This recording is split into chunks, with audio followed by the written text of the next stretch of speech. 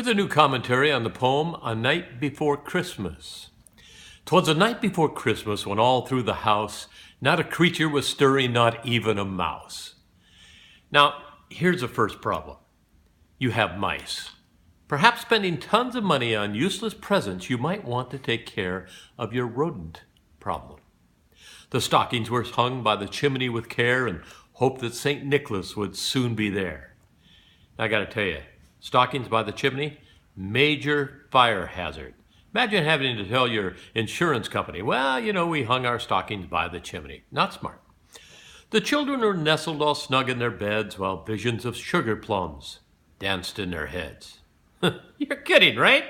Let's talk about sugar plums. This is why our kids are fat. How about dreaming about some kale or Brussels sprouts? Forget the sugar plums. If you're going to have sugar plums, you're going to have sugar plump kids. Believe me, don't allow those dreams. Now, here's the next thing. And Mama in her kerchief, and I in my cap. Mama sounds a little wild, don't you think? Me just wearing a cap? Yeah, let's hope the kids are in bed. Well, we had just settled our brains for a long winter's nap when out of the lawn there arose such a clatter. I sprang from the bed to see what was the matter. No problem in our neighborhood. We have that all the time. It's the wild parties next door. Away to the window, I flew like a flash, tore open the shutters and threw open the sash. The moon on the breast of the new-fallen snow gave the luster of midday to objects below, when what to my wondering eyes should appear but a miniature sleigh and 8 tiny reindeer. All right, I might admit I've been hitting the holiday eggnog a little bit too hard, maybe. When a little old driver so lively and quick, I knew in a moment it must be St. Nick. Actually, it was my cousin Mort, who was trying to make his way home from the office party. More rapid than eagles, of course, as they came, and he whistled and shouted and called them by name. Now Dasher, now Dancer, now Prancer and Vixen, on Comet, on Cupid, on Donner and Blitzen. Actually, it was Mort dreaming about buying a new car, a Blazer, a Prius, a Honda Accord. Mort was not a big dreamer. To the top of the porch, to the top of the wall, now dash away all, as dry leaves that before the wild hurricane fly, when they meet with an obstacle, mount to the sky. So up to the housetop, the coursers they flew, with a sleigh full of toys and St. Nicholas too. Now, this may not be a smart thing to do, because with the amount of break-in entries in our neighborhood, a guy on a roof with a sack of toys, gotta tell you, looks a little suspicious at the best of times. And then, in a twinkling, I heard on the roof the prancing and pawing of each little hoof. Yeah, all right. Who's going to clean up the reindeer droppings? And can you imagine the damage to the roof that those reindeer hoofs would make on a roof? I mean, give me a break.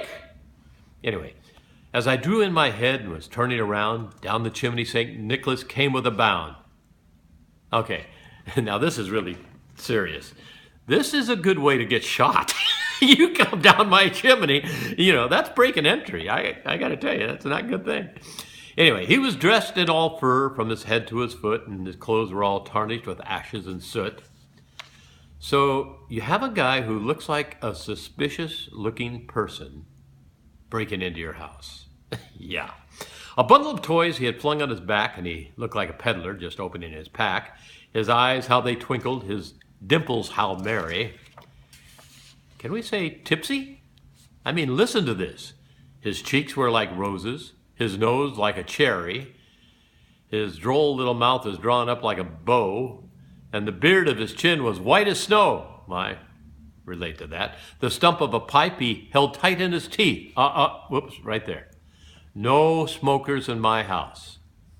This guy's so politically incorrect. And the smoke, it encircled his head like a wreath. He had a broad face and a little round belly. Can you say diet? Not your best role model. Listen on. That shook when he laughed like a bowl full of jelly. He was chubby and plump. A right jolly old elf. Well, let's see how this jolly elf feels when he gets stuck in the chimney. I mean, that's going to happen. And I laughed when I saw him. In spite of myself, a wink of his eye and a twist of his head soon gave me to know I had nothing to dread. So let me get this straight. I'm speaking to an elf-like creature who's come down my chimney and appears tipsy, and he's twinkling at me. He spoke not a word, but went straight to his work and filled all the stockings and turned with a jerk, and laying his finger aside of his nose and giving a nod, up the chimney he arose. That's not normal. No. He sprang to his sleigh, to his team gave a whistle, and away they all flew like down of a thistle. You know, I know they're thinking of legalizing drugs, but if I have this experience, and I don't do drugs, imagine the trouble I'll be in if I ever try the wacky weed. But I heard him explain ere drove out of sight, Happy Christmas to all and all a good night. So I'm going to recap. A guy in a red suit landed on my roof, came down the chimney, left some gifts, twinkled at me, and then went back up the chimney and drove off with a bunch of reindeer as his transportation. Anyone know the meeting place for the next AA meeting? Merry Christmas, everybody.